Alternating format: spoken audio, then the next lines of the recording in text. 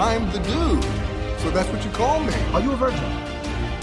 Yeah, not since I was 10. Are you there, God? It's me, Margaret. Come on to the coast. We get together, have a few laughs.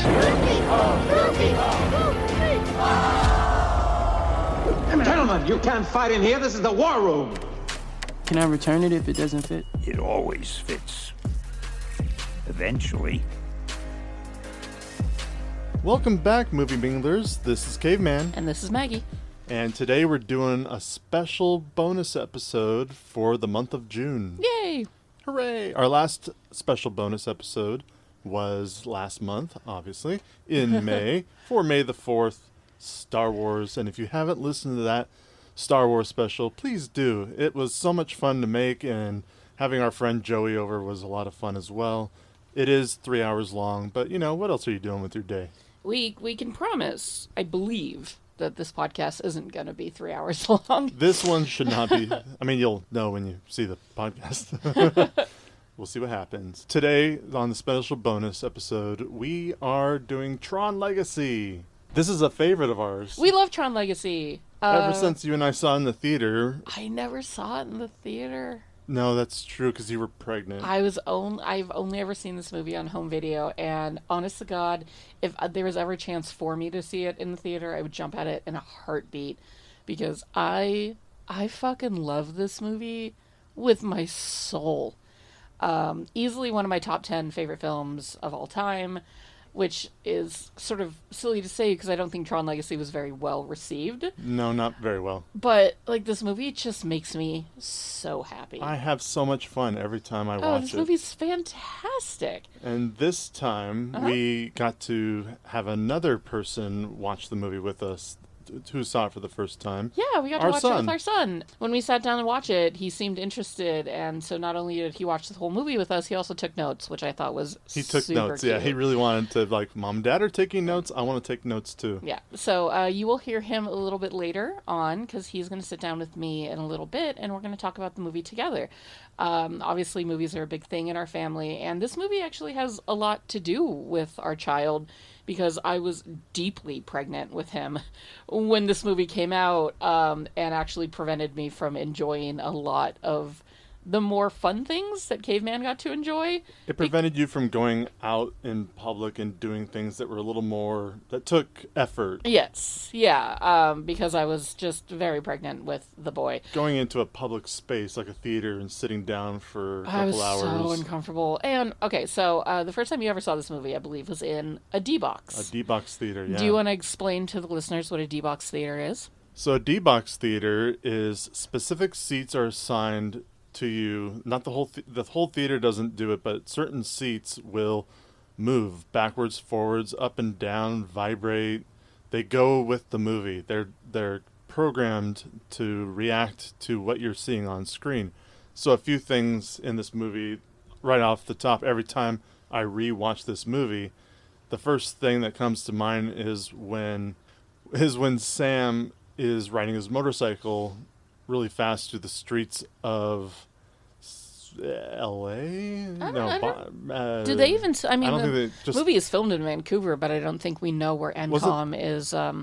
Wasn't the first one in San Francisco? Could be.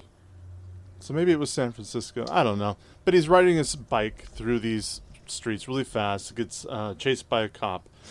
But as the camera is following Sam on his bike and he's weaving in and out of traffic, going left and right, you're sitting in your D-Box seat also going left and right with the motorcycle. And that the bumps throughout the movie, the quick, it happens again during the light cycle sequence, more just moving around. D-Box is so D-Box fun. is a lot of fun. I think the last time I saw a movie in the D-Box might have been The Force Awakens, which is unfortunate because when we lived in California, we lived literally just down the street from a D-Box theater, and our friends loved seeing a movie like that.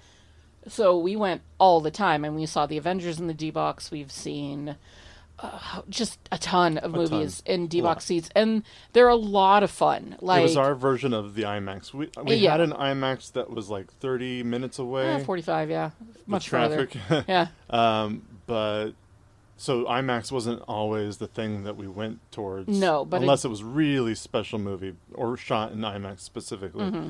But yeah, D-Box was our we'd spend the extra money to get D-Box seats. And back when this movie came out, I mean, in 2010, I just realized that when this movie came out, the reason I was super pregnant was actually with our first child, not our second. I get confused when certain movies came out. Yeah, this movie came out in 2010, and our firstborn was born in 2010. So this must have been like a early summer movie. It was.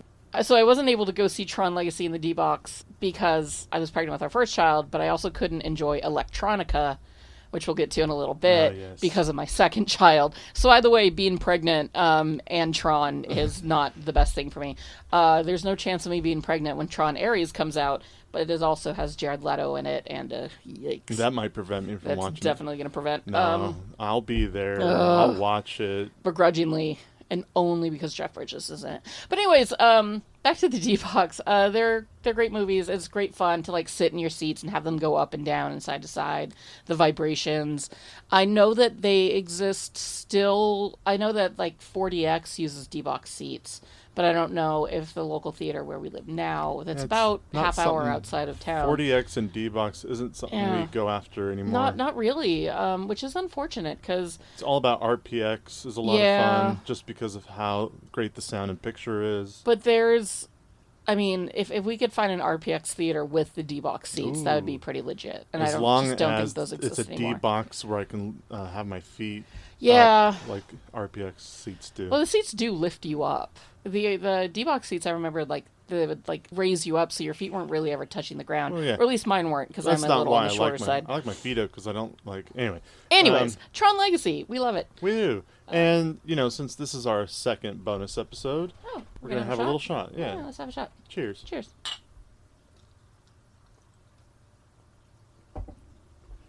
So, this movie... wait a minute. Yeah, this is always great podcasting content. I tried to go for it, and then it didn't happen. Oh, boy.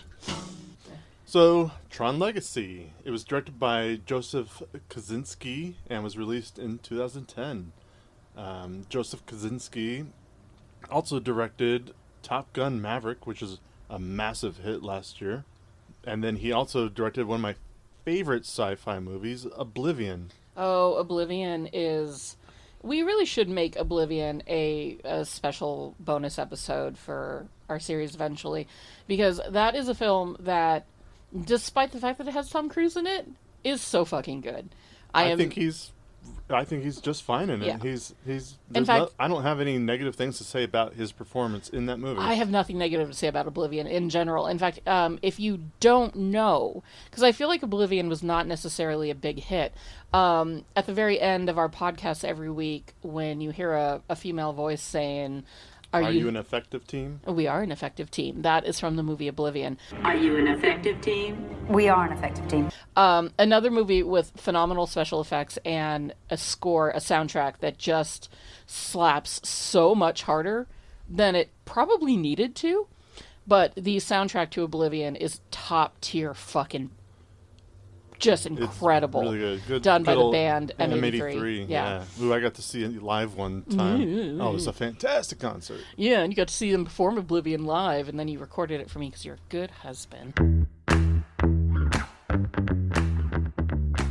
This movie was written by Edward Kitsit and Adam Horowitz. Both were long-standing producers on the shows Lost and Once Upon a Time.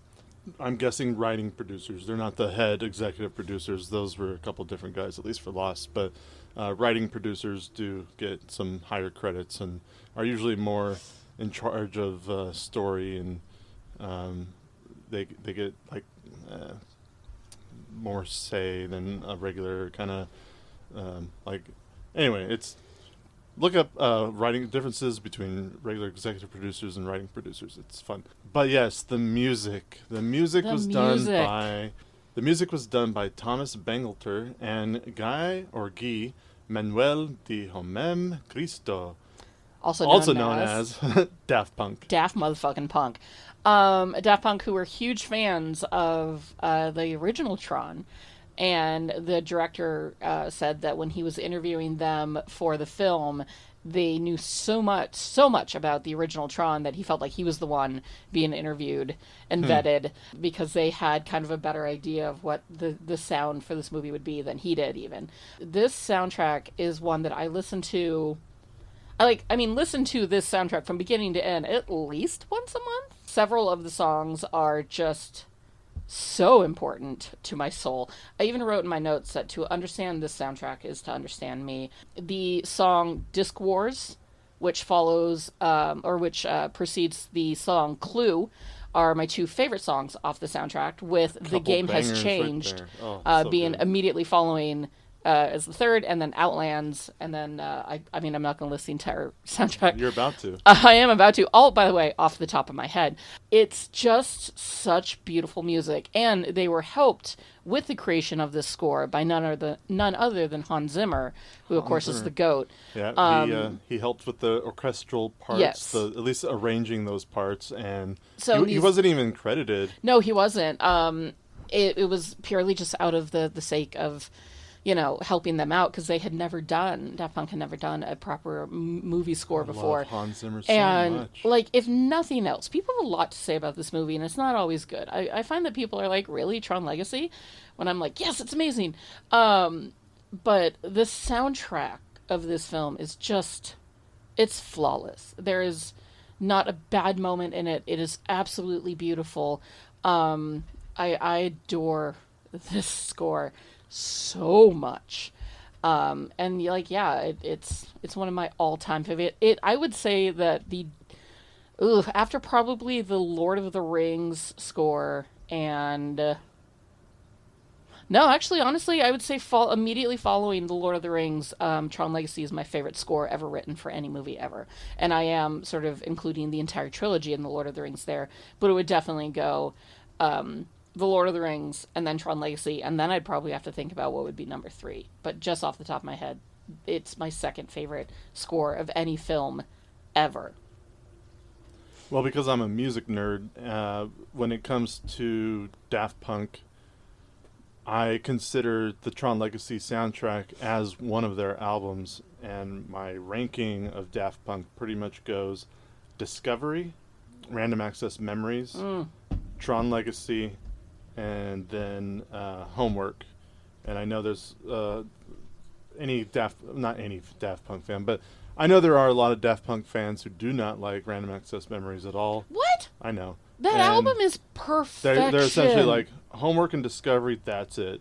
And really? I know, they're dumb. Yeah, okay, so I'm going to go ahead and admit here that Random Access Memories and obviously the Tron Legacy score are the only two Daft Punk albums that I've listened to in completion. I've not listened to their other work for no other reason than I just kind of haven't.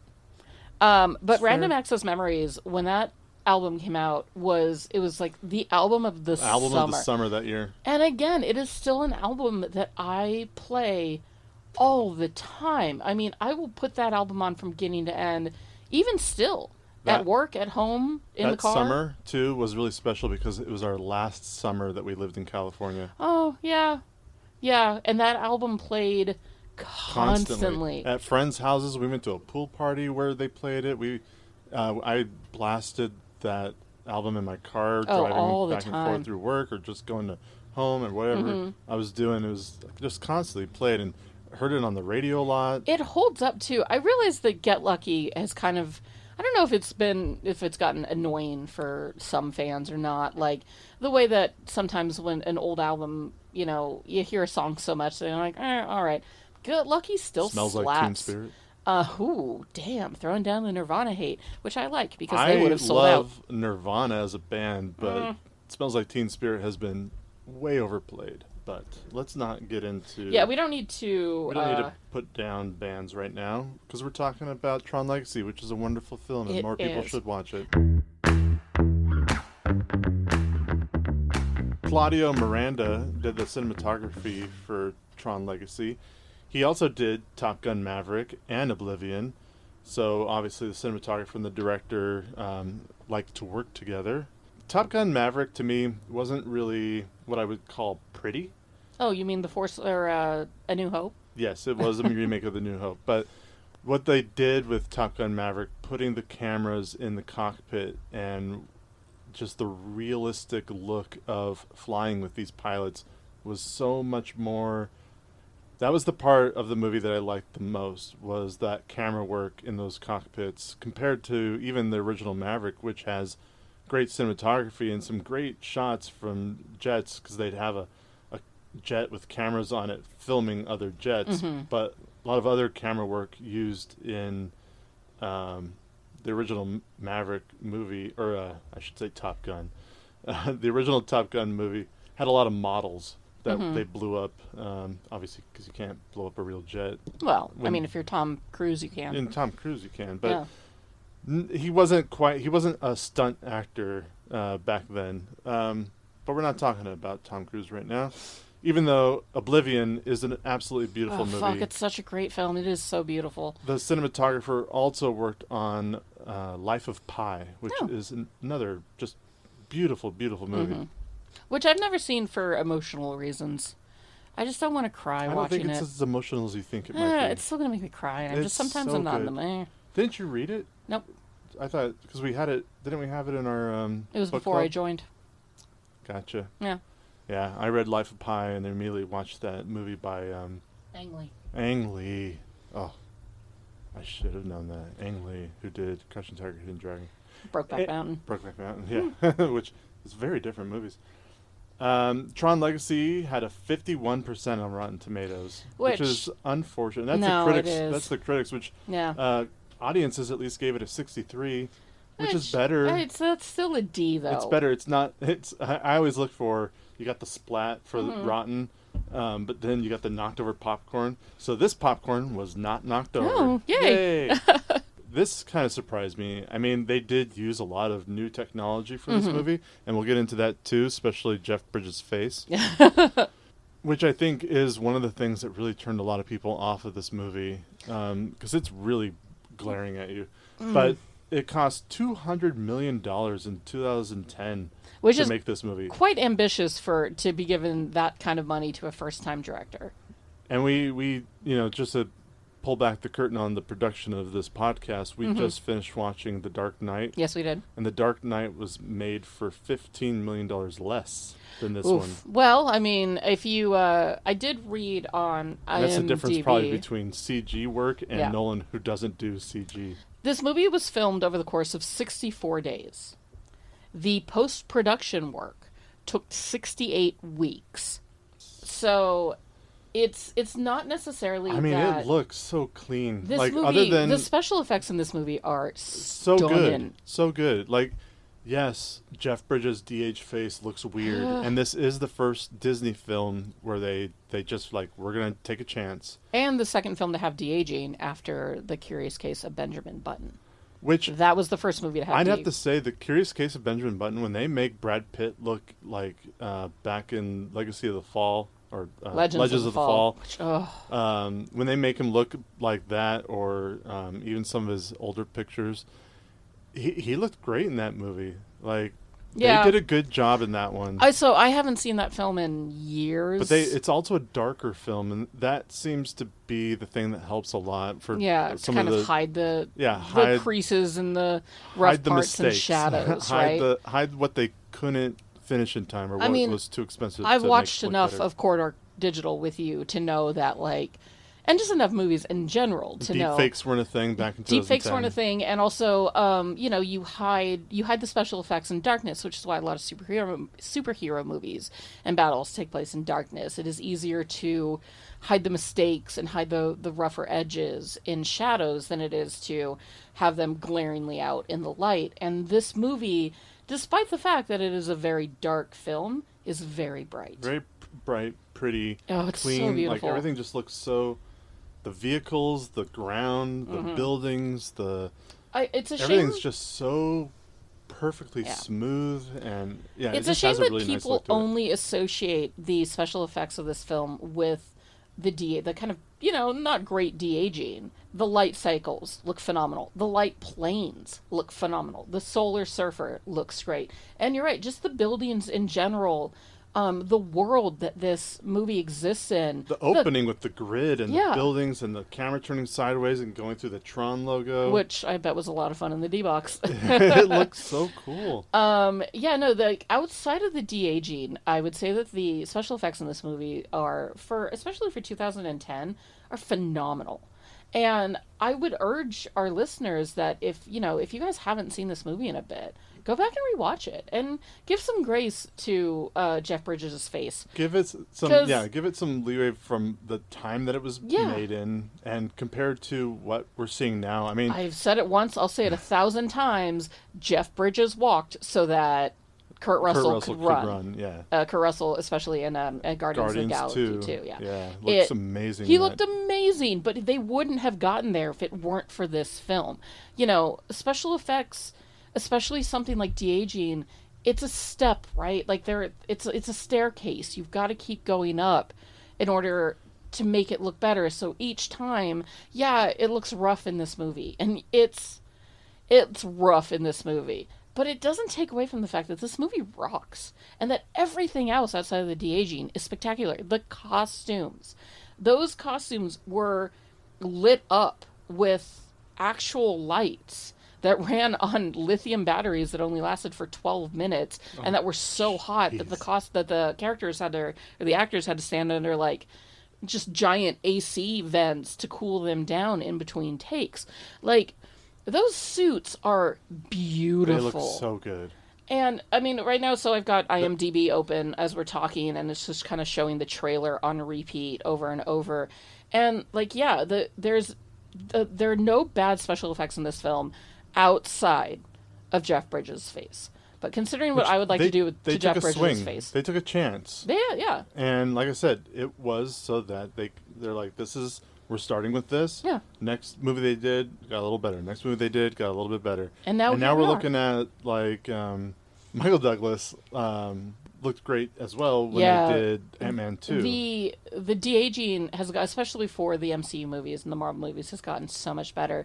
But again, that's all thanks to Tron Legacy. This movie doesn't get the credit that it deserves, and it's kind of a shame because it is a personal favorite, and we all have those movies that we love dearly and that we will fight for all of our lives against all the haters, are the awful, awesome movies that you just can't help but love. But there's nothing awful about this film. It's perfect. And I just think that maybe it wasn't given its due, man. And I can't tell you why. Maybe it was like me. When this movie came out, I had never seen the original Tron. And I actually hadn't seen the original Tron up until about 3 weeks ago.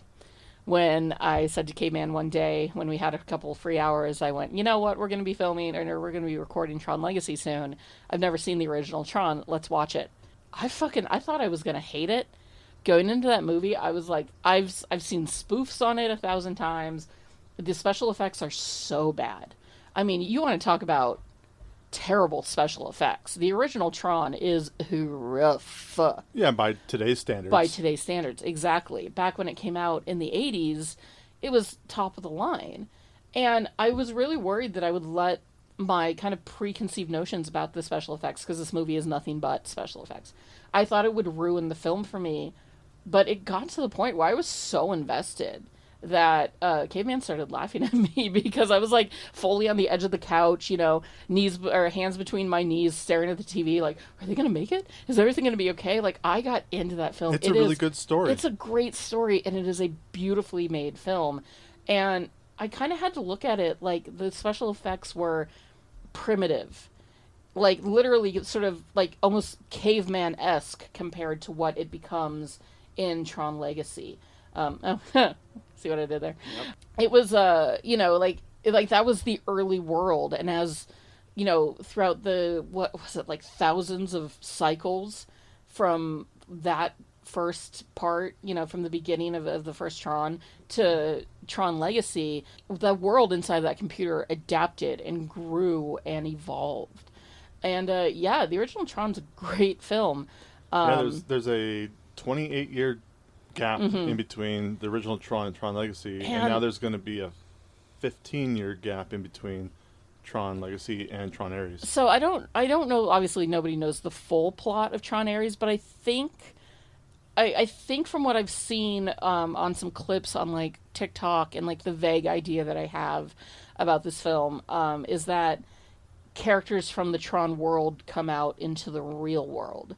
Because I did see footage of Jared Leto in his Tron outfit, like in having Vancouver, having a disc battle on a the street, streets, yeah. Which is gonna be cool, but why does it have to be Jared Leto? Like, that guy sucks so much, you know. Anyways, the original Tron is a fantastic watch, and again, if you haven't seen these movies in a while, and if you're at all interested, I mean, if you're listening to this, and I can't imagine a lot of people are just gonna like agree with us. I don't imagine. I don't have a lot of friends that are like, you're right, Tron Legacy is great.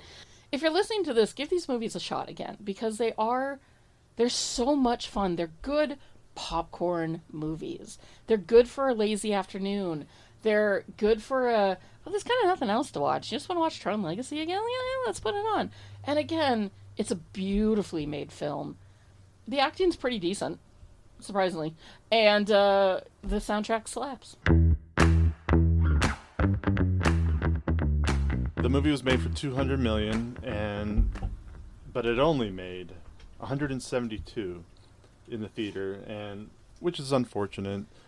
But it also made $228 million internationally, so it made more around the world than it did in America.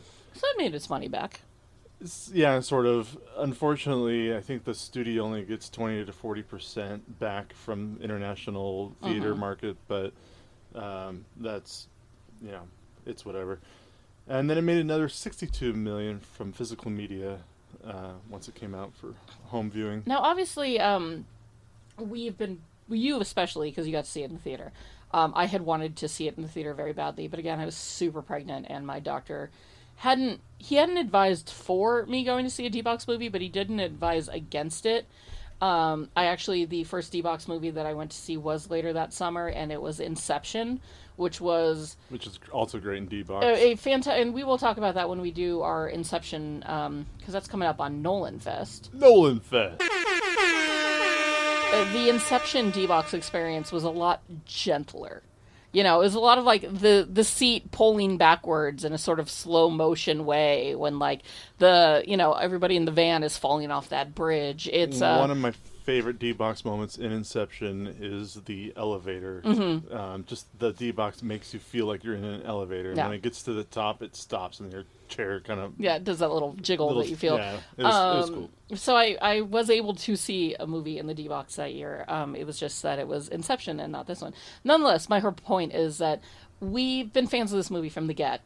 I don't know if this movie has picked up a cult following. I don't think it has, because as much as I've studied pop culture throughout the years, I've never seen people like talk about this film the way it deserves. It's just not. It hasn't grown to the point of like being cult this status. Big cult classic status. Yeah. Even, I mean, kind of in the way that its predecessor did, which, you know, when the original Tron came out, I don't believe it was a big hit, and it was something that grew over the years from diehard fans, and obviously so did Tron Legacy, because now we're getting a long-awaited, third. I mean, it's enough that they thought, let's make a third one. Yeah. So hopefully... And we'll be there to see it. We will. But we'll be staring at Jared happens. Leto, unfortunately. It was nominated for an Oscar for sound editing. Good for them, I guess. I mean, there was some good... Yeah, the sound's some great decent. Sound. I yeah. mean, especially, we didn't do this for the last viewing we did, but I have watched this movie at home with my surround sound speakers set up, and there is some great sound editing. I mean, I would love to watch this movie in the theater again and really hear it in a theatrical setting. I would love to hear it on a big screen again, because like as in the Disc Wars scene where Sam is first put onto the grid and he has got to fight for his life, like the sound in that is stunning. So like I said, it was nominated for an Oscar but didn't win. That win went to Inception for sound editing. Yeah, that makes sense. It does have also good sound. Yeah. That year, The King's Speech was the movie that won. And film, everything, best film, yeah. Well, and then so did Social Network. The Social Network was the big. They won a lot of awards. Yeah. But King's Speech won Best Picture. I enjoyed The King's Speech. Oh yeah, it's a fantastic movie. This was also the year that I've talked about before, where the Academy introduced 10 movie nominations for Best Film. This movie did win 10 awards overall. The Academy of Science Fiction, Fantasy, and Horror Films gave it Best Production Design. Rightfully so. And also gave Jeff Bridges an award for Best Actor. The Dude Kenobi. The Dude Kenobi won. The Austin Film Critics Association and the International Film Music Critics Award and the Denver Film Critics Society gave Daft Punk an award for... All three of them gave Daft Punk an award for Best Score. And rightfully so. It's the greatest score. And then 3D Creative Arts gave it Best 3D Feature and Best Stereography. Stereography. I don't know how to pronounce that, and I also don't know exactly what it is. IGN Summer Movie Awards gave it Best Sci-Fi Movie, Best 3D Movie, and Best Poster, which I really appreciate that that's an award. I do too. I might deep dive into previous Best Poster winners, because what a delightful There thing. are a lot of modern movies that come out now that have terrible posters. Yeah, it's all just like collages of heads. And I hate those. Yeah. I like a really simple, minimalist kind of poster that, like, there's this the great poster for this one being Sam and Cora at the end holding up the disc and the beam of light. Yeah, it's great. There was one recently I saw on social media of the new movie for Quiet Place 3, which is called Quiet Place Day One or something like that. Yeah, but it's this really cool visual because it's talking about it's the day that the world went silent. Mm-hmm. And so on the poster looks like an audio wave kind of format, the same thing that I do when I'm editing my podcast. So it's got this audio wave look and then a flat line. It goes... But then you look closer and the audio wave is actually the New York skyline and then reflected in the water to make it look like an audio wave. Oh, very clever. So clever, so like simple, not overly done. There's not 60 heads poking out of different things like Marvel does. Off the top of my head, and of course I could be very wrong here because I am about a lot of things, but I remember the first time I really saw movie posters that had a lot of the characters on it, you know, it's the floating head collages, was for like The Fellowship, The Two Towers, and The Return of the King. Like, I had those posters on my wall of all of them together, which makes sense because that's a huge ensemble movie. But I don't really remember that being a thing before that, but I could be wrong. If we do have a movie poster aficionado listening to this very podcast right now, hey Robin, what's up? Then, you know, feel free to correct us at movieminglepod@gmail.com. Yeah, well, I'd love to hear some... We'd love to hear it. And if anybody wants to send us their favorite posters from movies of the past... We'd be happy to take present. that too. You brought up 3D filming, and this is a little note from the trivia of IMDb. Unlike most of its contemporaries, this movie was filmed from the outset in 3D format, as opposed to being later converted in post-production. The camera equipment used was also a generational step beyond the 3D technology used in Avatar in 2009.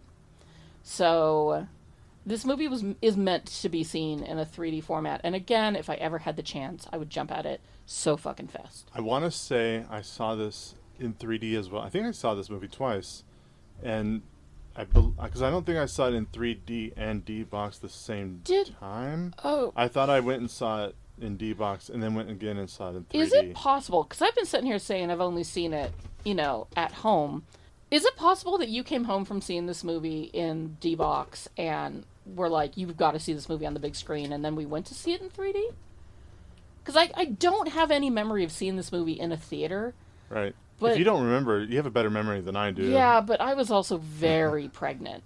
I mean, this movie came out in June, July. Oh, yeah, sure. You know, and we had our kid midway through August. Like, I was very pregnant and very uncomfortable in the heat of the Southern California desert, almost 9 months pregnant. So I don't have a lot of memories of that time other than just being hot and uncomfortable all the time. But I guess it is possible. I might have seen this movie once in theater, but I don't remember. Tron Legacy stars, of course, Jeff Bridges, the Dude Kenobi himself, Garrett Hedlund, who I wish was in more things. Garrett Hedlund was Glenn Powell before Glenn Powell, but he did not have the career that Glenn Powell is having. The only other movie I think can remember. There's a couple movies I remember him from. Garrett Hedlund. He plays Brad Pitt's cousin in Troy. Very young Garrett Hedlund. And then he also was in Four Brothers with Marky Mark and a few other actors. But don't forget that terrible Peter Pan movie. I try to forget that one. He's been in a handful of movies with Oscar Isaac. He does do a lot of more obscure, smaller parts, which I think he does on purpose. And I appreciate. Like, he was in Triple Frontier with Oscar Isaac, and Ben Affleck, and Which Pedro I did finally Pascal. see. You finally watched that? Yeah. Oh man, that movie's great. That movie's great. It's so stupid, but I love it. But like, yeah, he's had a pretty like good career in doing stuff, but it's very much seems to be like it's kind of smaller stuff. He's not a big name star, but he's nevertheless, he's a great actor. I enjoy him thoroughly. Olivia Wilde, who I really enjoy when I see her, but she's just not in a lot of stuff. She's doing a lot more directing now than acting. I think she had a more promising career earlier on. I don't know. I started nothing Olivia Wilde. I don't have strong opinions about her. When she's there, I'm like, oh, cool. And she's great in this movie. I really enjoy Cora's character and character arc. In general, everyday life, I wasn't I'm not a huge Harry Styles fan, but I know that Harry Styles fans have a lot of opinions about Olivia Wilde. I bet they do. I just kind of nothing it. You got Bruce Boxleitner, who plays Alan. Who is so hot. Alan Bradley is just a hot character. He was hot in the first movie. He was hot in the second movie. If he's in the third one, he's probably still going to be pretty fucking hot. Like, I don't know. That man is just fine. Then you got Michael Sheen. Oh, my God. Michael Sheen eats this movie up and leaves no crumbs, which I think is something that the kids say these days. He looked like he was having a blast. The time of his life. Chewing that scenery. And you got Bo Garrett. Bo Garrett is the blonde woman who meets him later, who I really enjoyed in this. Yeah, what else has she done? Well, I think she's a model, just Yeah. like most of the women in this movie. Yeah, she's one of the, they're called the Sirens. They're the four women that help Sam get dressed, essentially, for the disc games. And she's got very platinum blonde hair and very striking blue eyes. She's also in that scene with a model called with a model named Yaya DaCosta, who was an America's Next Top Model winner, and also she shares my birthday. We were born on the same day. I think the same year too, but maybe not the same year, but we have the same birthday. You also got Anise Truffa, who was the stunt performer who played Rinsler. Yeah. Rinsler, yes. And he's just a stunt guy who got to play an actual character that's not just doing stunts, but is actually a character. Yeah, and Rinsler is a fantastic character. And he's gone on to do a lot of stunt performing for Marvel movies. Oh, cool. He's got a long list of Marvel movies under his belt. Oh, good for him. Yeah. And then, of course, something that I kind of forget every time I watch this, but this is a little cameo, not even credited, but Cillian Murphy has a small cameo. Baby Oppenheimer. Oh, God, Robin. What the fuck? Oh. Jeez, okay. Yeah, Cillian Murphy. Murphy. He's so different from any other character he plays. Really short performance. And there goes the curtain. And we'll get back to this in a bit. So the son of a virtual world designer goes looking for his father and ends up inside the digital world that his father designed. He meets his father's corrupted creation and a unique ally who was born inside the digital world. Ooh. And that is the basic plot. That's Tron Legacy, folks. Good night. Is. Now, this is it's a wonderful movie about fathers and sons. Opens up with showing their relationship. Father is kind of telling his son a story before he goes to work, and Sam is staying home with his grandparents. And one of the things I noticed watching this, I think I've noticed it every time, but I wrote it down. Sam in his bedroom has a poster of the original Tron movie. Yes, he does. He's got a lot of like original Tron. I mean, in this world, knickknacks. Tron is a video game that I'm guessing Jeff Bridges' character created based off of his experiences inside the computer back when he was there in the 80s. It's a fun way to show the connection between the two movies, and also the fact that he was able to build such a massive company based off of two popular video games.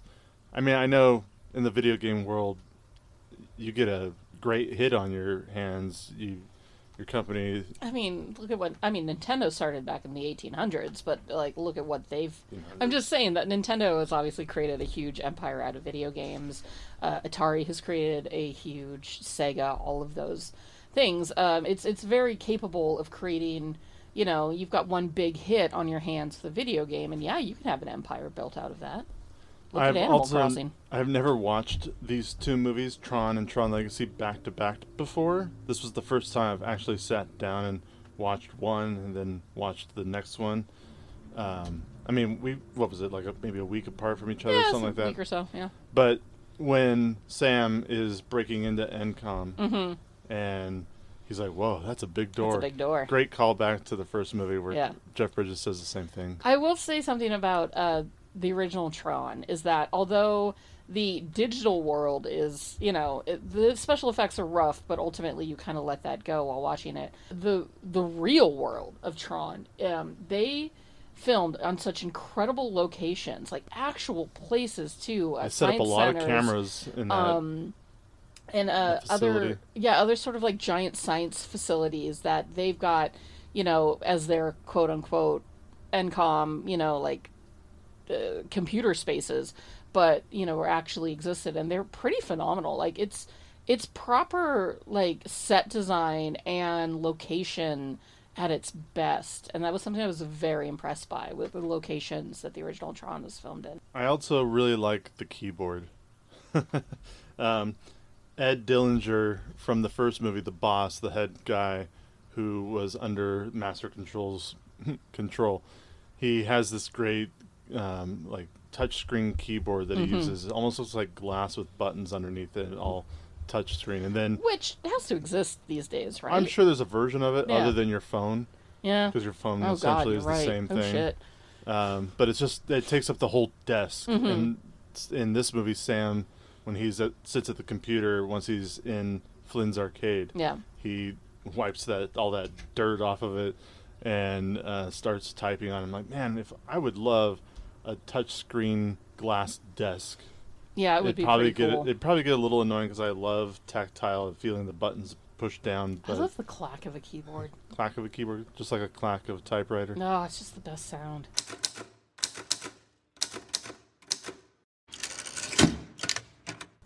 Yeah, there's not much to say once he... the beginning of this movie, I wrote in my notes that the beginning of this movie was really just like the first 20 minutes is just like a quick setup. Get to it. Yeah, let's just get to it. Let's get to the Tron world. We all, as audience members, we just want to get into it. You want to get onto the grid. Oh, hi, Robin. And so, him... Sam not wanting to run the company, but he also wants to dictate what the company is doing, like making their new software free to the world. Well, jumping off of the building shows what kind of like abilities he has. Abilities and kind of what do you call those people? Kind of a daredevil stunt guy. Sam himself, Sam Flynn, is the primary shareholder of the Enron company because of his father, but he's not a part of the company at all. He, other than a yearly prank, on the company, which this year it happens to be releasing their most recent, like, software upgrade for free as opposed to charging people, which causes a lot of problems, of course, for the company. He doesn't really do much, and he is met in his home after getting arrested for base jumping off of Enron or NCOM Tower. He's met by Alan, who's like, "Hey man, like, not only could you be doing more, and would your father be wanting for you to do more, but also, like, I happen to get a page from your dad saying to meet him in his old office. And that sort of sets forth the whole adventure that we go on. But yeah, it's a solidly entertaining first part of the film. But you're definitely kind of waiting to get onto the grid. One thing I do enjoy about this movie is, and about most movies, is news exposition. When it shows, when any movie decides to use the news to further the story along, it is always so much more detailed and so much more in-depth than the news would ever actually get. When the news is on in the background and young Sam is looking out the window, it's like they already, like it seems like he's only been waiting for his dad for like less than a day to come home. Yeah. And the news is acting like he's been gone for 10 years. Yeah. They're like, But he's never coming back. He left his poor son to be raised by his grandparents. Like, it's just We're nonsense. going to be following this boy's life for a long... Yeah, it's kind of ridiculous. But I do appreciate the visualization in that scene with all the TVs set up. Mm-hmm. And you're just kind of like pushing forward slowly and hearing all these TVs have different news segments on the disappearance of Flynn. The movie really takes off when we get onto the grid and Sam goes outside and he immediately gets taken by one of the collectors, cluesmen, whatever they are called. But I wish they'd use them a little bit more like they did in the first movie, but you do get a nice throwback big ships. to those ships from the first movie. I did enjoy the juxtaposition of when Sam gets arrested after base jumping off of the tower. He is caught in the light of a cop helicopter on the streets of whatever city, but essentially Vancouver, because that's where it's filmed. So he's caught in those lights, and then a handful of minutes later, the exact same thing happens, except this time it's on the grid, and not only is he caught by the light of this giant electronic thing, right, but also the ground below him completely disappears and leaves him on just one hexagonal platform. Thank you. So he has nowhere to go. Yes, but get captured because he is just a rogue. As far as they're aware, he's just a rogue program. He shouldn't have been out that late, and so he is captured and taken for processing, either to be what we later find out is reprogrammed to become a soldier for Clue's army, or to go to the games where this giant sort of gladiatorial type game system set up for the people in this town to watch their own get murdered, essentially. It's like gladiators in the future in a computer program. Mm-hmm. When he finally reaches where the games are and the sirens come out, I love the music timing. Mm-hmm. The cues are great. Like as soon as her heel touches the floor, the music starts, and they walk in sync. The special effects of undressing him and then putting on the new suit, and the way the new suit just attaches to him, and then the disc is attached, which then lights his suit up. It's a really cool sequence. Mm-hmm. In the original movie, the discs were clearly frisbees.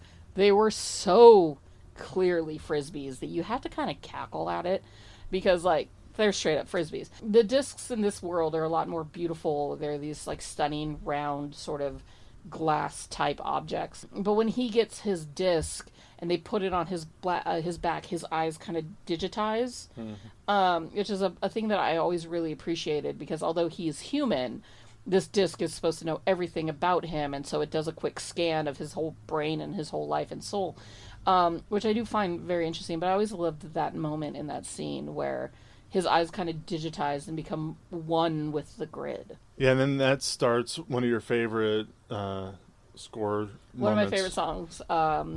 Well, actually, no, I mean, technically, if you want to get technical about it. I'm not saying when the heel touches the ground, but once he's out and starts playing the games. Out and playing the game, the song "The Game Has Changed" starts when, this is, you're rolling your eyes at me, sir, but you're going to talk to me about this score. You're going to fucking understand it. That song starts at the beginning of the light cycle battle when Clue and Rinsler go up against Sam and his particular, set of just happenstance cronies who all end up dying anyways. But that's when that song starts. Anyway, it's fun to watch him play these disc games first, trying to outsmart your opponent, hitting the ground so that it disappears so that they fall through it. And then he tried to do the same thing again with Rinsler, but Rinsler's smarter than him and better than him, so he catches himself before he even goes down. And then you're introduced to Clue, who's a little startling because it's Jeff Bridges' young face. Well, we don't see Clue. Like, when we first meet Clue, we think that it's actually Flynn's character. We don't know yet that he is the bad guy, that he is the avatar for Flynn's, existence. You're right, it is startling when we see him, because you're just like, oh boy, there's a uncanny valley young Jeff Bridges. That's a little weird. It's all in the lips too. Like, it's hard to get those lips going. That first moment, in fact, our son, when he was watching it, had a big sort of reaction to seeing Clue for the first time, because you think that, like, oh shit, this is Flynn, like, this is his dad, and even Sam feels that. And then we quickly learn that it's not, that it is the program that looks like Flynn, but is in fact the bad guy. Which, in the first movie, there was a scene with a character called Clue who looked just like Jeff Bridges, who is quickly killed by Master Control and his minions. Yeah. So you think, all right, well, that was fun. All done. But as we find out later, when Flynn goes back to the world that he creates a new world. To help him with this new world, he creates essentially an AI that reminded me a lot of Ultron. Mm-hmm. Just this AI that has one purpose in that they're given, which is make the world a better place. Mm-hmm. And as AI always decides, the world is a better place without humans in it. And that's always our downfall with AI. So, beware of AI. I keep seeing this thing popping around, like Instagram and fucking Facebook and all this stuff, which a quote that I'm probably going to get wrong, and I don't know exactly who the quote is credited to. But it's a woman saying that, she wants AI to do her dishes and her errands and all of the mundane things in life so that she can create art and enjoy life, as opposed to, and this is paraphrasing, of course, as opposed to AI creating art and thus causing her to still have to do her dishes. Like, the morality of AI, what we're, in this age leading towards with it, what it is, what it isn't, it's a lot of questions. But ultimately, like, why isn't, AI being used to get rid of the mundane shit that we have to do, so that we can be human beings and live on this gorgeous planet that is abundant and beautiful and rich, and make art and enjoy time with our loved ones? Why are we making AI do the stuff that we want to do? I want to write stories. I want to create art. I don't want to use AI to do that. I want AI to do my fucking dishes so that I can then take that free time and do art. I guess that's kind of what Flynn did. It was he told his AI creation, hey, I can't be here this whole time, so you're going to have to build this shit. But, it got squirrely. Like, make a machine that well, I guess there's a washing machine, but I still have to fucking load and unload and rinse all of my dishes because our washing machine sucks. Right. But still, make stuff that takes away from our chores and gives us more free time. That's what AI should do. We already have to work, and that takes up so much time. And it sucks. If you have children, that takes up more time. And if you do a silly podcast, that takes up more time. So when do you have time to do dishes? Come on, never. AI. But to butcher another quote, I think you told it to me or maybe saw it somewhere else, but where did human beings in the past mess up where we aren't just making art and eating fruit? Yeah. Man, like, where we're more of an industrial age, or we're still part of an industrial age, a capitalist age, all this so that you can have more. And it's like, but you know how easy it was? We don't have to do that. We don't.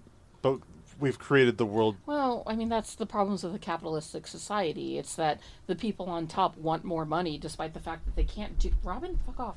They can't do anything with it, right? Like, their money... The more money they have is just sitting there while the rest of us are floundering, right? But, yeah, like, why is human life not about just living and enjoying being alive and existing and having fun and making art and eating fruit?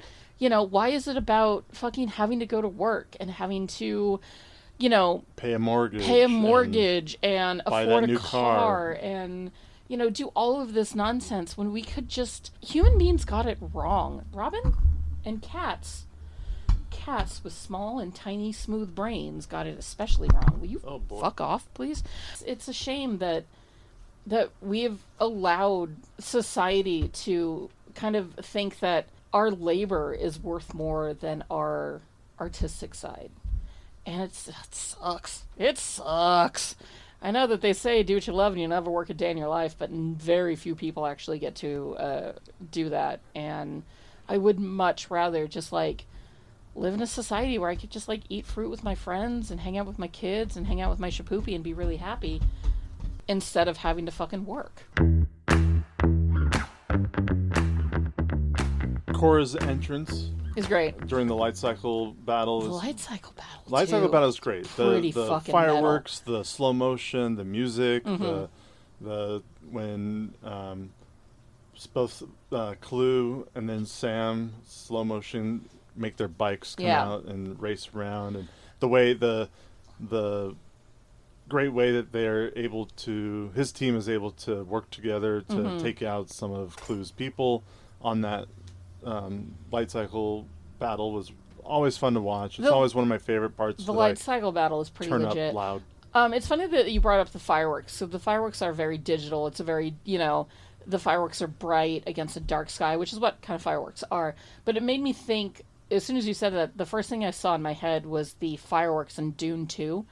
And on the UV planet, the planet with all the UV light. Yeah, and how they're like giant ink blots, essentially. Like, you could tell they took like ink and dropped it into water, and that was, you know, how they created the effect that they got. Cool. The fireworks in this movie are like very shortly seen, but pretty fucking cool. Again, going back to the special effects in this movie are so much better than the DAG. But Korra's entrance is cool. Her coming in on that yeah, everybody's on a motorcycle, and here she is on four wheels, this sort of like SUV, like off-roading it's like a little roadster, thing. Yeah, off-road roadster. And her saving Flynn, or saving Sam, is really fucking cool. I love that scene where one of Sam's teammates is reaching out to Sam to get, you know, because Sam's got his light cycle. Yeah, the guy fell off his wand, bike. Yeah, you know, because the light cycles come out of like some sort of wand or something. Controller, yeah. And, you know, he's standing there waiting for it, and then he gets, as soon as he grabs onto the wand, he gets run over. So all of a sudden, Sam has this wand in his hand with another hand attached to it with an arm that's just slowly derezzing. Yeah. It's a really beautiful sequence. So that's when the song "The Game Has Changed" comes on, and it's just beautiful, man. Yeah, once Korra saves Sam, and she blows a hole through the wall of the arena, and they take off and they jump, or before they jump, he's like, "You're not gonna make it," and I love it. As soon as they land, made it. Love that, just that delivery in that line. Korra's a delight. Yeah. And then we get to see the Outlands, which are the, you know, the literal, like the wilds of the inside of the grid. And watching that car, you know, sort of curve through this dark digital desert landscape, right? Well, you know, Daft Punk's score is just you know, and the strings. It's such a beautiful visual. And we end up at Flynn's home, which is probably my favorite set in the entire film. His home is gorgeous. It's a home I would love to have. Oh, yeah. It's so... I mean, it's very modern. It's very, you know... It's modern, minimalist. Yeah. And clean. Very clean. Very bright. And then we get to see Flynn for the first time, you know, back kind of having a a one with the Force moment. You know, he's big on the meditation. He's big on knocking at the sky and just sitting there and the things he's got such 80s vocabulary, like the lingo that he uses. I mean, when he's talking about the ISOs, the beings that were created inside the program or the computer, he calls it like biodigital jazz, man. And then somewhere J.K. Simmons comes out of nowhere and throws a fucking symbol at his head. Now, are you a rusher or are you a dragger? Or are you going to be on my fucking time? It's not my tempo. We will never not shit on Whiplash. Sorry, not sorry. Yeah, the set decoration for his house is really creative, really simple. You think it probably was a little simple, but I don't know. Like the fireplace, the digital look of the fireplace burning is really neat. The simple bookshelf that Cora's making her way through all these books. I love the line. Where did those books come from? Where does anything come from? Where's that dead pig come from? True. I always kind of assumed that, like... I thought he brought some of it from the world. Like, if your clothes can come to the world, then books... Can you bring a book with you? Or was it something that he uploaded to his computer and then... They don't get into it. They don't, but... Because Cora's obsessed with the books, right? Because that's how she understands the world outside of the grid, the real world. And it always made me wonder, like, are these books from his memory? Because this is kind of, you know, Flynn's creation. You know, you're right. Like, because your clothes come with you. If you pocket a book in your jacket, does the book come with you? I don't know the rules. Yeah, where does that pig come from? What do they eat and drink? That is interesting. It's the stuff that, like, you think about on your 10th time watching it because you've seen it so many times that suddenly you are looking at this full roasted pig on a table between all these characters and you're like, wait, where the fuck do they have pigs? Like, where did this thing come from? What does that taste like? Is that digital meat? Maybe that's what he should have been focusing on, was creating meat that doesn't actually come from animals to make all the vegans and vegetarians happy. He was just like how, you know, Flynn created Wi-Fi or thought of Wi-Fi before anybody else. Maybe he thought of Beyond Meat before anybody else. I'm just saying. So Sam and Flynn have like a little reunion, little lived short because now they've got to worry about what Clue's up to. Mm-hmm. We find out that the page that Bradley got was, not from Flynn. Not from Flynn, but somehow from Clue, which I think they explained, but I never really fully digested as to how they don't go into really how Clue was able to send it, but I guess he just knows Alan's phone number, pager number. Well, if he is Flynn, right? If Clue is Flynn's clone, then he knows the phone numbers in his head. Back in the time when people memorized phone numbers, I've got yours barely memorized, and that's about it these days. Sam, obviously, he doesn't want to just sit around and do nothing. He wants to be proactive and try to get out, fight, get to the beacon in the distance. That's the only way home. Even though I don't know what his ultimate plan was, because he knew that the only way to get through it was to use his dad's disc as a master key. Mm-hmm. I don't know what his plan was once he got to the beacon without his dad. Yeah. Because he just left in the middle of the night. Is that how you leave, or do you just you have to have the disc? Yeah, when they were talking, about him having the master key, and that was the only way through. I don't know what Sam's plan overall was, except Cora gave him the idea that he could trust Michael Sheen's character. Mm-hmm. Zeus, and because he's a rebel, because there are programs that are trying to rebel against Clue. And I guess his plan was just to find this guy and then figure out how to get out. But did not seem like a great plan. No, it's a very poorly thought out plan from the beginning. It's very much just plot. It's just a red herring, right? Is that Zeus is a giant red herring. Zeus will help you escape the grid. And so in leaving the sanctuary of Flynn's, mountain home, they've got to get back onto the grid. And Flynn even says, the second I step on the grid, like, everything changes. Like, Clue's going to know exactly where I am, which is why he's been out hiding in the distance for so long. I just want to bring up just the genius that is Michael Sheen. Michael Sheen is these days definitely getting kind of his rewards, and rightfully so. If our lovely listeners have not seen Good Omens with Michael Sheen and David Tennant, or Staged with Michael Sheen and David Tennant, both are worth watching. Good Omens, of course, being on Amazon is a lot easier to find than Staged. For a while, Hulu had it, but now I think it's kind of a British-based, maybe BritBox, but definitely it's harder to get in the States. Staged being a delightful little show that David Tennant and Michael Sheen came up with and somebody else, whose name I don't know off the top of my head, came up with during the pandemic, and it takes place entirely through Zoom, and also was filmed entirely by them and their wives, who are also on it, and incredible. And it's it's a fictionalized version of Michael Sheen and David Tennant, but it shows their true friendship, and it's hysterical. Michael Sheen and David Tennant have the best chemistry that I've seen of any two people in years. They are so funny together. They are so deeply in love with each other. They're such good friends, and they're absolutely delightful. But Michael Sheen has been in hundreds of projects, and every time I see him, I am so happy. He was great in 30 Rock. I haven't seen him in Twilight because I refuse to watch the Twilight movies, but I know that he's beloved in that. Every time that Michael Sheen pops up, he is just a pure delight, and especially in this film, he is just chewing the scenery in this fucking film as Zeus, and his all-white outfit is very Ziggy Stardust. At one point, he does the Chaplin, twirling the cane. He's such a breath of fresh air in this film, and it's so much fun.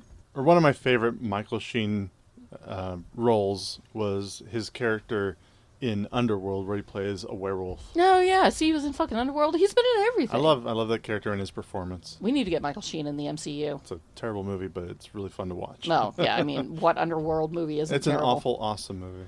I like to say. haven't seen those. I've only seen the first one, maybe really the second, but it's been ages, and I can tell you now that I will never watch them. Bill Nye's in it as a vampire. Bill Nye is so... Again, another great English actor who is just... Fucking the English know how to do a character actor, man. They're so good at it. And now I'm trying to get through watching a movie called The First Omen that came out this year, and is Bill Nye in that? Bill Nye's in it, and he plays a Catholic priest, and he's creepy as fuck. Yeah, but still somehow bangable, because that man is endlessly bangable. I know he's in his 80s, but endlessly bangable. When we get to Michael Sheen's little bar, and I forget what it's called. End of line. End of the line. End of the line? Yeah. End of line. End of line. Yeah. Another set that's really cool, really neat looking. I want to go to there. I want to go to there. I want to go to that bar. It looks like a lot of fun. But especially with the DJs being the actual Daft Punk guys in their robot helmets. A little more white to match how white the they're definitely end of line is. Yeah, they're definitely they fit into the world. They took very their nicely. design and matched them with the which is such a nice Tron. what a wonderful sort of cameo, right? Because there's some cameos where you see it and you're like, well, that's distracting, or it kind of takes you out of the movie. But because Daft Punk are these, obviously they're two human guys, but their personas are these two kind of nutty, robots, right? Yeah. Then it always has been that way. It wasn't something that they did for Tron. It's that they've always been these two robots. They fit into the Tron world so perfectly that it's almost like that's where they came from. How do we know that's not where they came from? Ooh. Oh. I wish that they were making more music. I don't know what they're doing these days, and their whole, the video that they made announcing that they were breaking up as a band was very interesting and very Daft Punk. But fuck, I wish they were making more music these days. I really love those guys.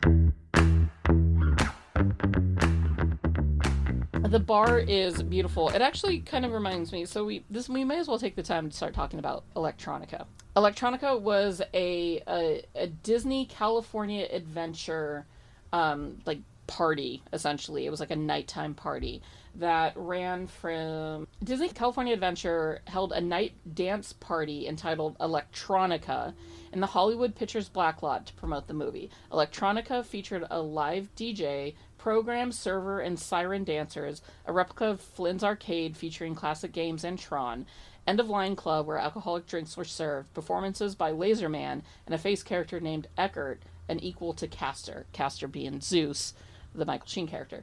Electronica ran from October 8th, 2010 to April 15th, 2012.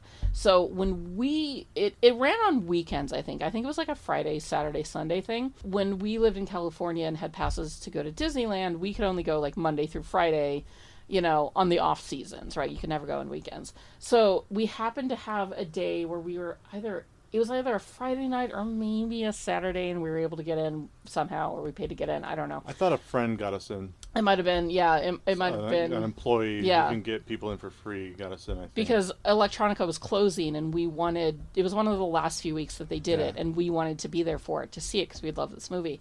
I was very pregnant with our son. We had a toddler running around, so, if you've ever taken a toddler to Disneyland, you know what the insanity is like that. And because I was super pregnant, I couldn't go on the Tower of Terror, which was my favorite fucking ride. And still, to this day, one of my favorite rides of all Disneyland ever is the Tower of Terror. Tower of Terror. Tower of Terror? Tower of Terror. I remember desperately wanting one of those Mickey-shaped ice creams that are dipped in chocolate. I know that sometime in, like, early April, it pops up on my time hop from my Instagrams back then.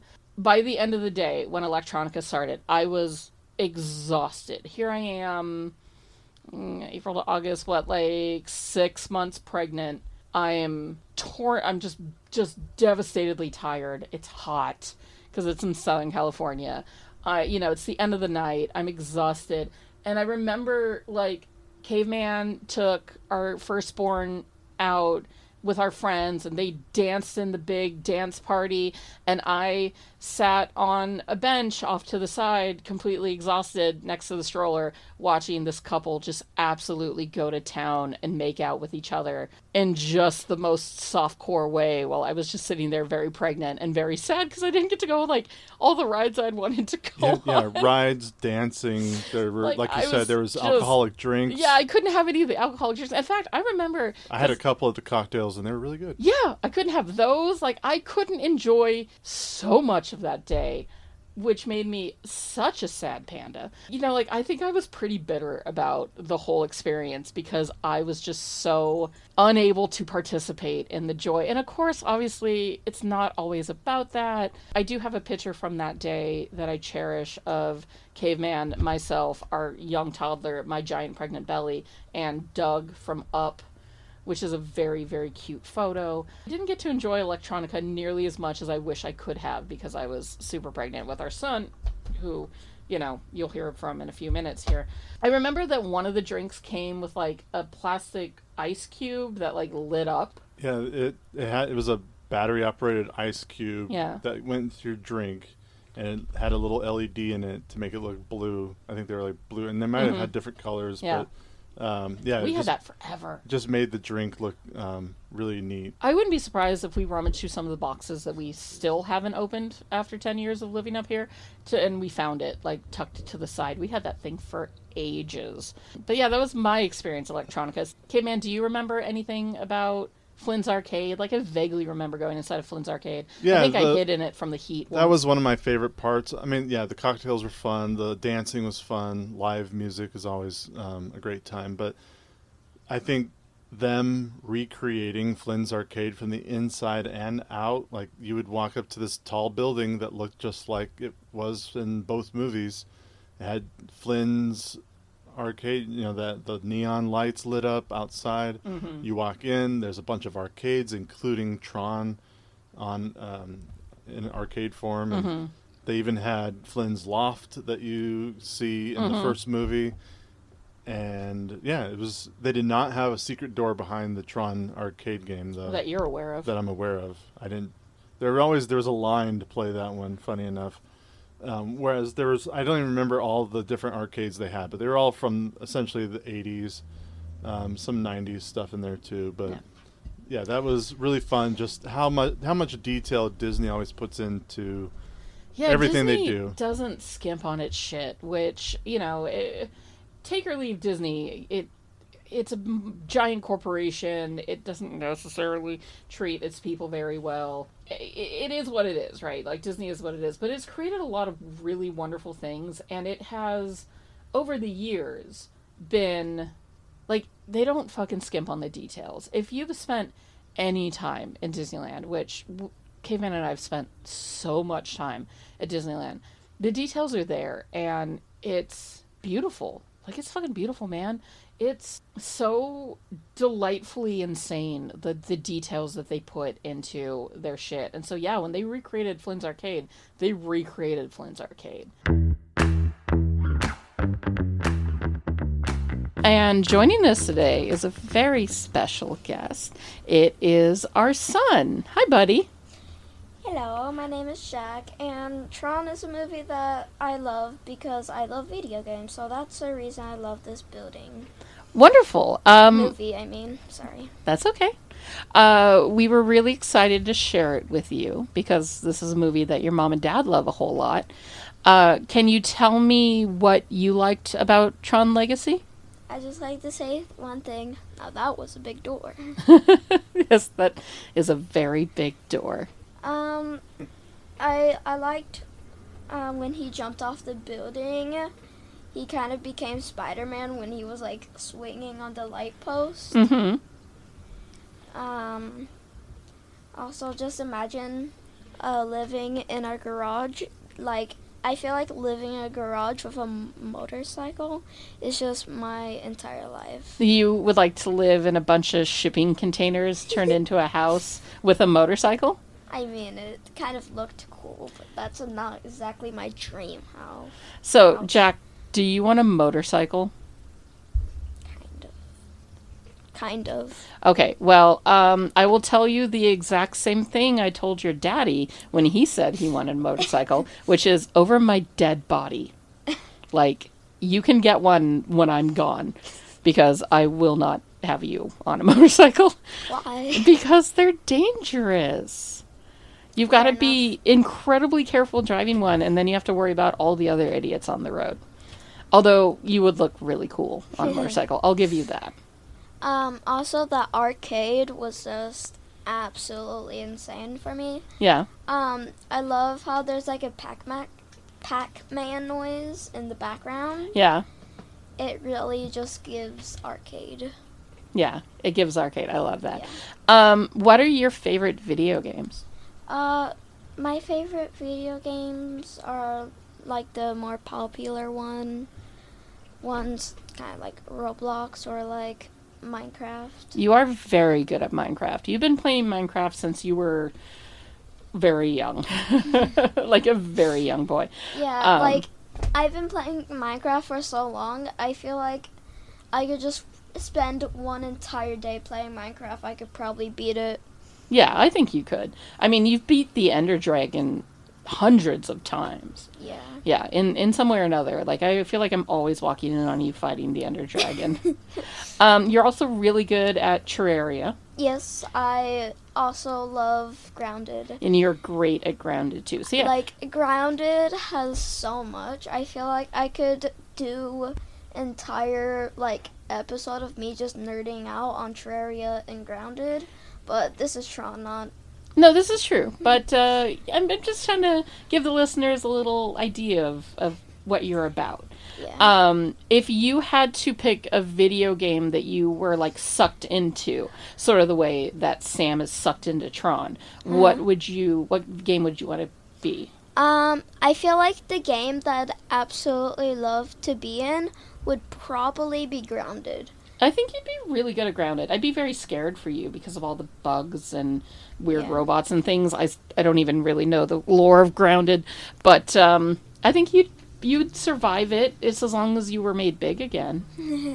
If I were to be sucked into a video game, it would either be Dreamlight Valley. It'd be Dreamlight Valley. I was going to say or Animal Crossing, but it would be Dreamlight Valley. I want to go to my island and hang out with Mickey Mouse. Like, once again, since this is a narrative, you need a problem, and in Dreamlight Valley, I really don't think there's a grounded except for those vines that take over. No, I mean, there are some problems in that game, but they're all easily managed. Really, I just want to hang out with, like, Jack Skellington and Goofy and Remy the Rat, so... I feel like Jack Skellington would remind you of me. Of course he would, because you were named after all the cool Jacks that exist in this world, except Jack from Lost. He sucks. So tell me more about Tron Legacy and your thoughts on it. I know you took notes, which I appreciate. The grossest thing in the movie has to be the dust on that board. Like, just ew. Could you imagine running your hand through all of that dirt across glass? Like, do you know when you like try and wipe up dust? There's like it sticks to you. Yeah. Do you know how much dust would just be on your hand? So much. It would be so dirty. And you don't see him, like, wipe his hand on his pants or anything. He just swipes it. Yeah. Like, ew. The elevator is really cool. The elevator? Yeah, elevator. When they, like, go into the elevator after he gets picked. Oh, yes. Yeah. The effects in the movie are really beautiful, aren't they? Yeah. The arcade was really, really cool. Yeah. And also, who wouldn't want to get dressed by gorgeous women? Oh. I love you so much. I know. What did you think about the disc fighting sequences where they're throwing the discs at each other? Bro was absolutely cooking when it was only his first time. It's true. You're not wrong. Bro was absolutely cooking. Did I say that right? Is it funny when Mommy uses your slang? Yeah. Yeah, he was very good at it.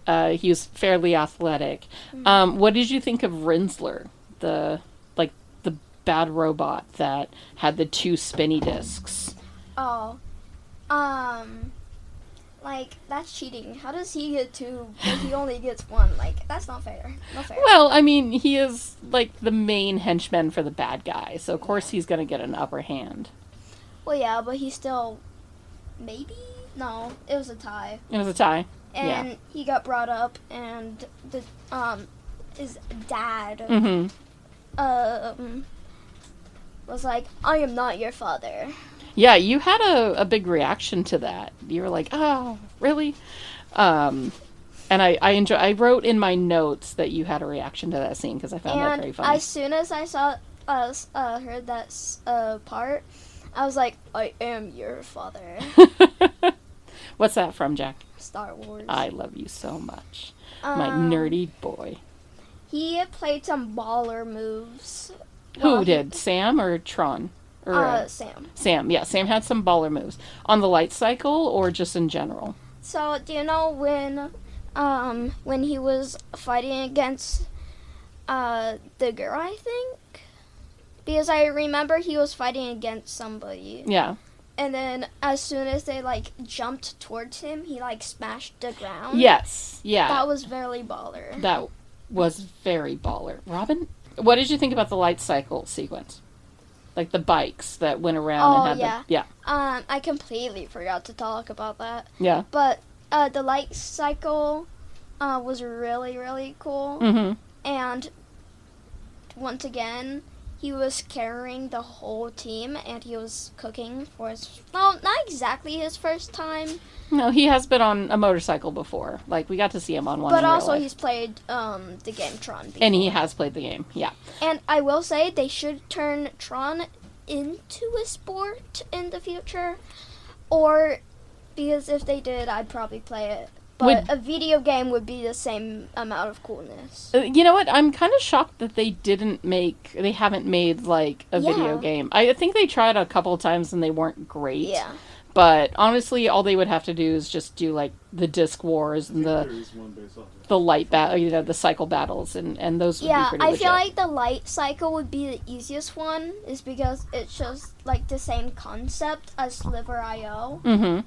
Where like if you run into somebody else, you die. Yeah. And they could eat you up. That's how Sliver.io works. And you're pretty good at that game, right? I haven't exactly spent my entire time on it. Yeah. But if I tried hard enough, maybe.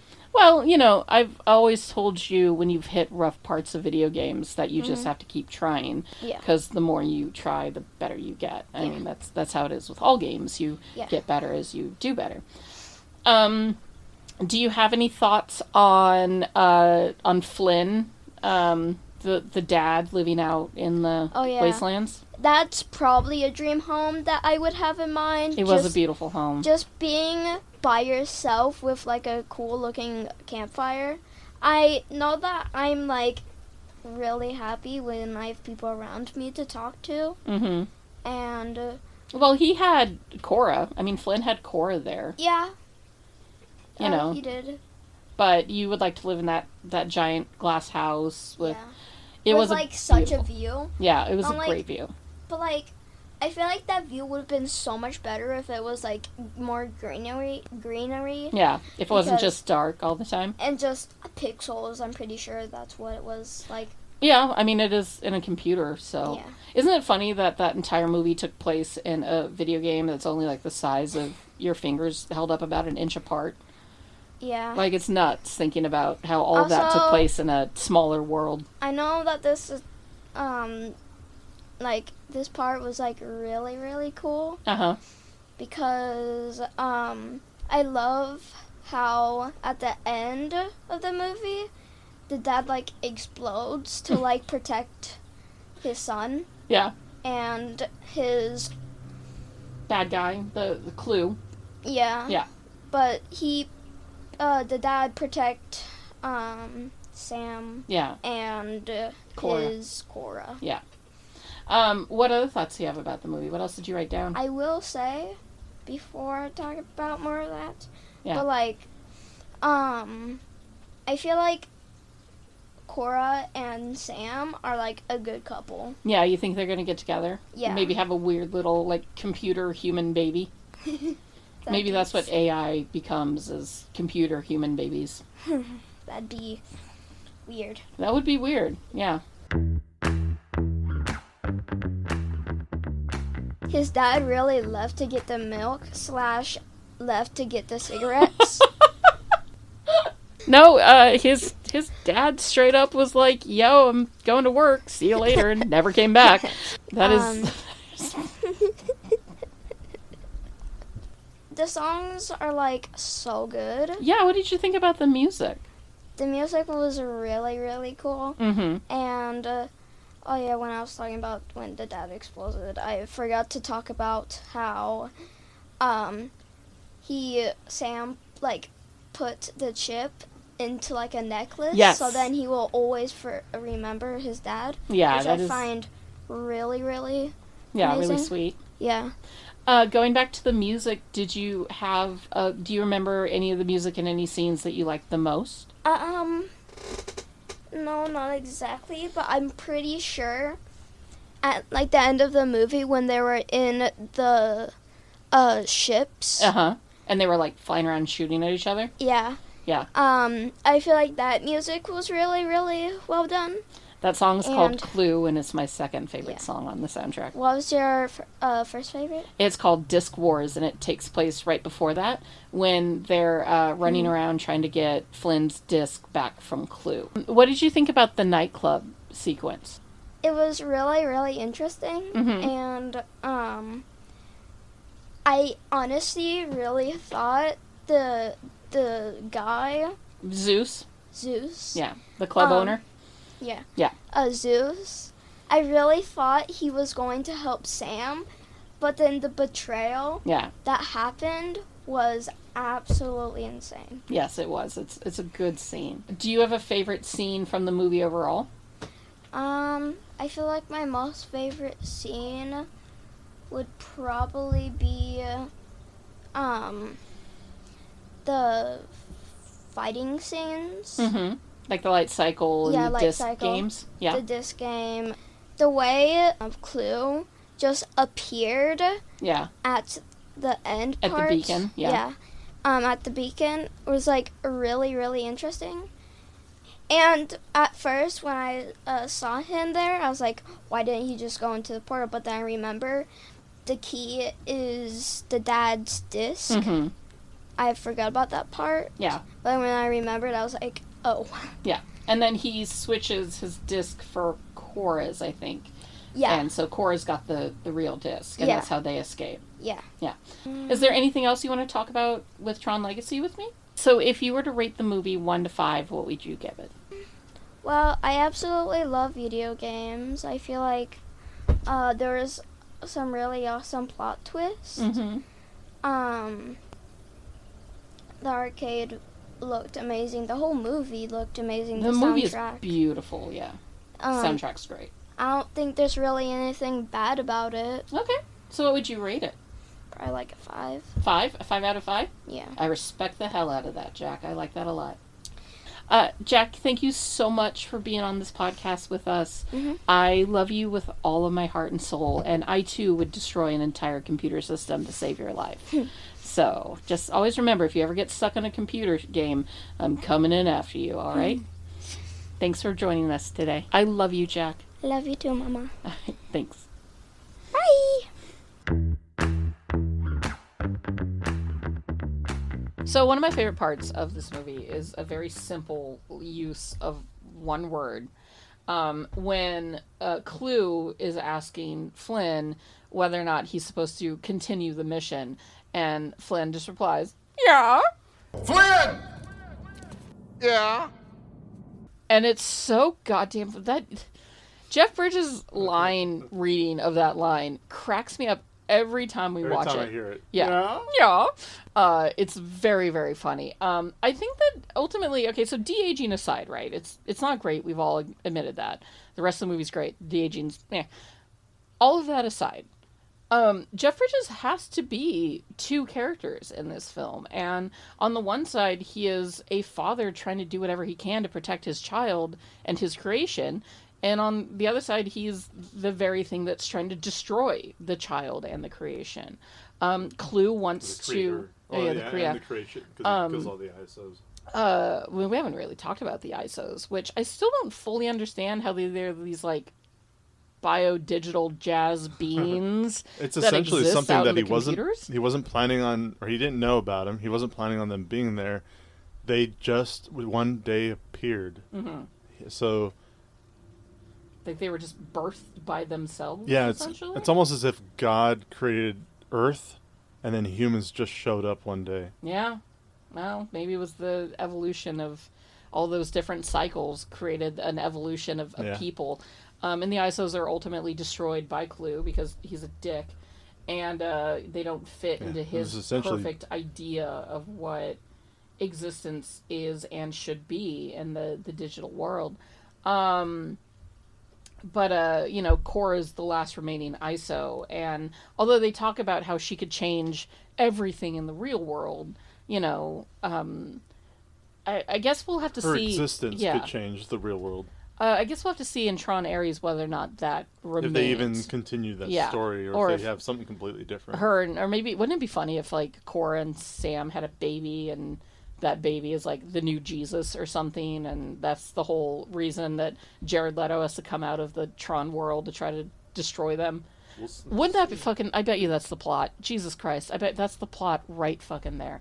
But, Clue's whole plan is to try to take people, his soldiers, out of the Tron world and into the real world to take over the real world, which, nobody's ever been successfully able to take over the whole world except for Disney. But they've given us things that we like in the meantime, and we thank them for it. So we happily let them. Same with Apple and all those other big corporations. Getting back into the music that I love so much. The song Disc Wars, which plays when Clue, Flynn, Sam, and Cora are all essentially fighting over Flynn's disc, which has been stolen by Clue. In that, like, military depot, right? And you get to see the first time that like Sam gets to do a base jump scene again, just like he did off of Encom Tower. You get to see the creation of, or not the creation of, but the first time you get to see the airplanes and like the flight suits, which are really fucking cool. And then it leads into the song Clue, which is the airplane battle sequence, which is sort of a very like kind of World War II bomber-esque plane, right? And you get to see Sam in the gunner seat, a la Luke Skywalker in the Millennium Falcon in A New Hope. It just, like, the music's stunning in that. And that's also when we learn that Rinsler, Clue's sort of like main henchman, is actually Tron, who's been reprogrammed, you know, who's been corrupted. And it's really cool to see. And like they clearly tease when Tron / Rinsler is like dropped into the water, right? After he saves the day and saves the heroes because he fights for the users.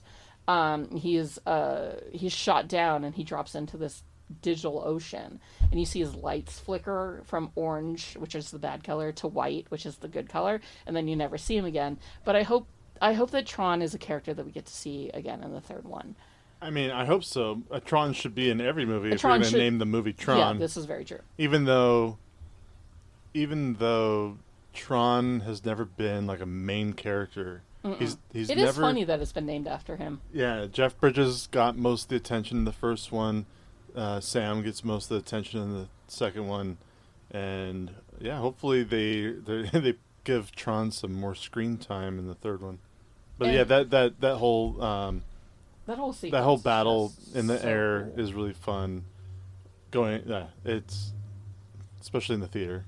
And then it leads into the end of the movie where ultimately Flynn has to sacrifice himself by reabsorbing Clue, which somehow creates a power tidal wave of insanity that wipes out the whole, like, you know, the whole big ship that's carrying all the people into the beacon. I don't know. I guess I've seen this movie 1,000 times. So I don't really fully understand how he has to die in order for Sam to survive. But the ultimate point is that Clue is so desperate to get to the real world, and Flynn can't let that happen. So he reabsorbs him, and it like destroys the beacon, right? And one of my favorite scenes in the movie is after the explosion.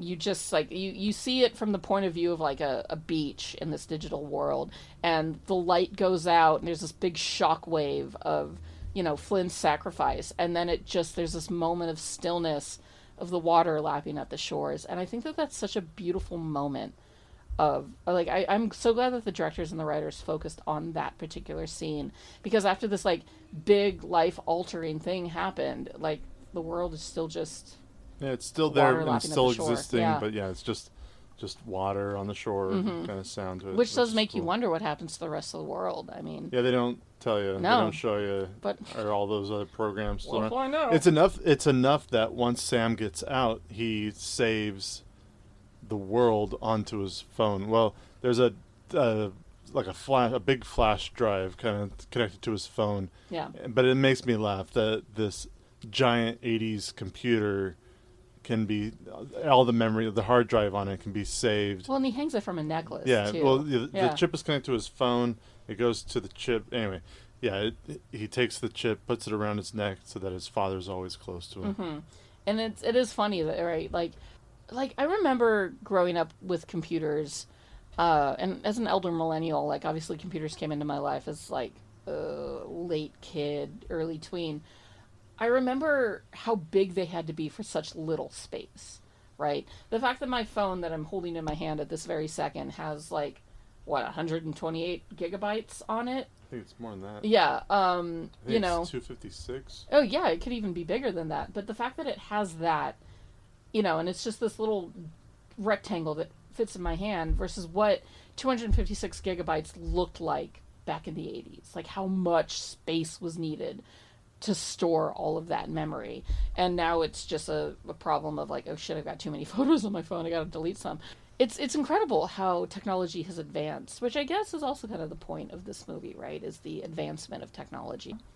There's a moment earlier with Cora when we're still in the program world, where she has always wanted to see the sun. Mm-hmm. And I think she looks at the beacon and she thinks that She kind of imagines that could be the sun. And Sam's like, oh, no, that's nothing compared to the sun. And how do you describe the sun to a person that's never seen it, right? Who's never seen it. It's bright. It's big. It's warm. That's about it. Yeah. But it's nothing compared to we all know. Yeah. We all know what the sun's like. It was really nice that once Sam and Cora get back into the real world, and he's like, I got something to show you. And they get on his bike and they go for a ride.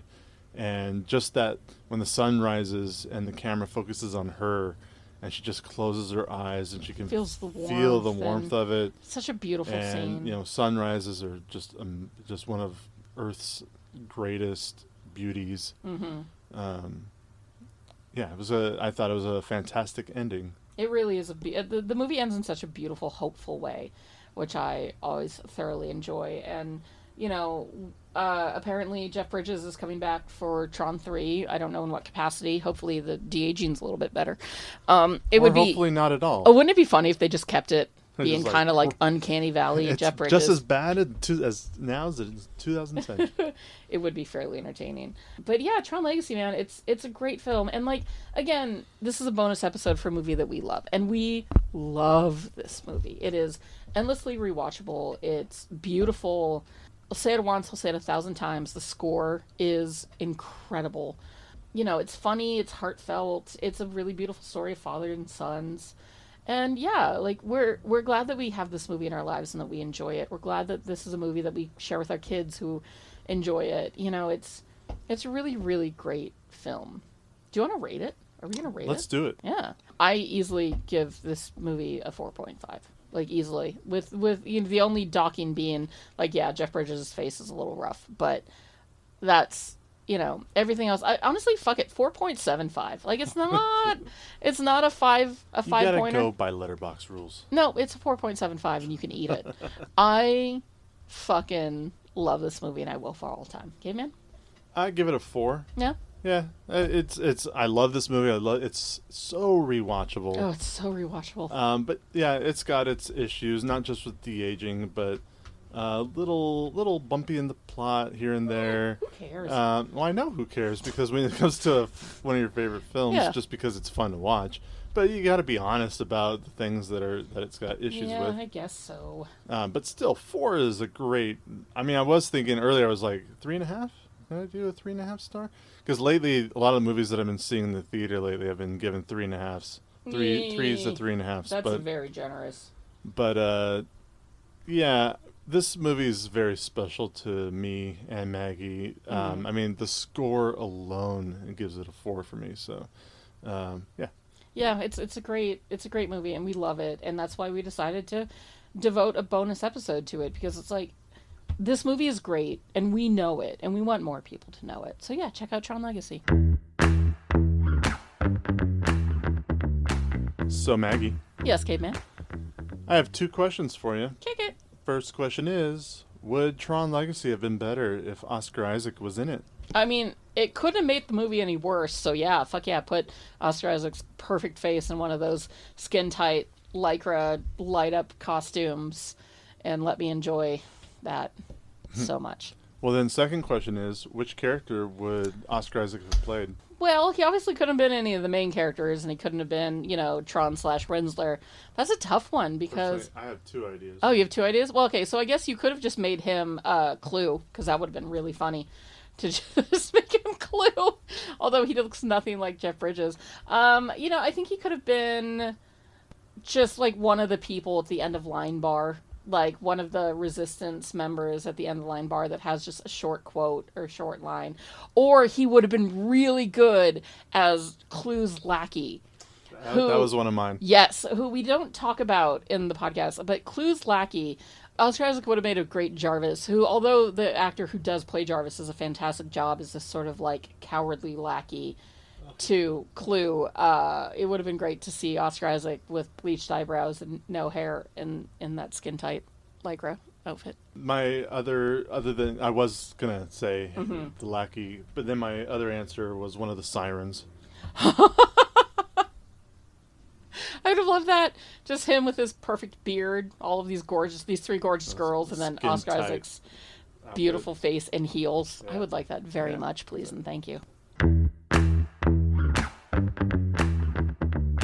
And that was this week's bonus episode on Tron Legacy, a movie that we love dearly and hope that you will rewatch and love just as much as we do. If you have any thoughts and comments on that, please feel free to hit us up at movieminglepod@gmail.com. We are also on Instagram and Letterboxd at movieminglepod. And now we've got a YouTube channel, which is Movie Mingle Podcasts, where you can listen to all of these same episodes on YouTube for fun, I guess. I don't know why people listen to podcasts on YouTube, but they do, and we love it. Coming up, we have got, of course, our regular standard episodes and another bonus episode dropping later this month on June 28th for Pride. To Wong Fu, Thanks for Everything, Julie Newmar. And we hope you join us for that as well, because we love that movie just as much as the rest of them. Other than that, we hope you go out and have a wonderful day on the grid. Go mingle. Bye. Are you an effective team? We are an effective team. Let them fight. How did you just do that? I'm a really good lawyer. Here on Caladan, we've ruled by air power and sea power. On Arrakis, we need to cultivate desert power. Welcome, Mr. Beach. What's that bar? I'm a little confused. Well, we wouldn't want that, would we? I don't want to brag, but I will. I was in the Avengers. The Avengers? Yeah. That's great. Thank you. What is that? I'm gonna make him an offer he can't refuse. Toga, toga, toga, toga.